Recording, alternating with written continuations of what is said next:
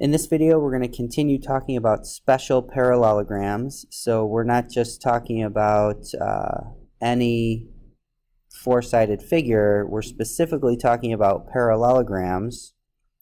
So the figures are going to have all the properties that a parallelogram would normally have, and then we're going to give it some more characteristics to make it a special parallelogram. So in this video, we're going to be talking about rectangles. And if you notice, these figures on the left are all rectangles, and they have the property of a parallelogram that both pair of opposite sides are parallel. But now we can also see that all four of these angles are congruent. Now we know that the four angles of any quadrilateral add up to 360, so if they're all going to be congruent, we know that they have to be 90 degrees.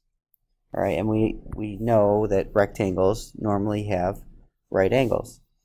All right, so here's our rectangle. These are going to be our right angles in the corners. And our definition here, a rectangle is a parallelogram. So again, it's going to have all the properties of a parallelogram. There's 5 of those with 4 congruent angles. All right, and again, we know that those angles have to be 90 degrees because they have to add up to 360. All right, so some properties. Again, for the angles of a rectangle are right angles.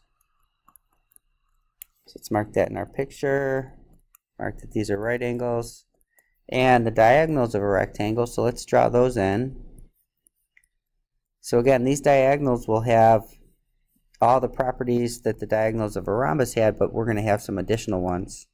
So in a parallelogram, they bisect each other, which these are going to do, but when we take that parallelogram and make it a rectangle, the diagonals of a rectangle are congruent, which they are not in just any parallelogram, and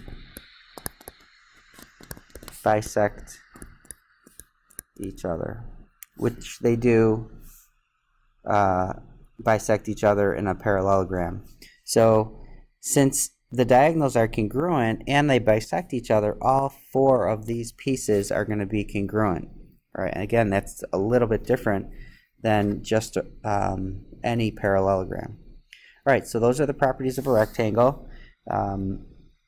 We'll see you in the next video where we're going to talk about squares.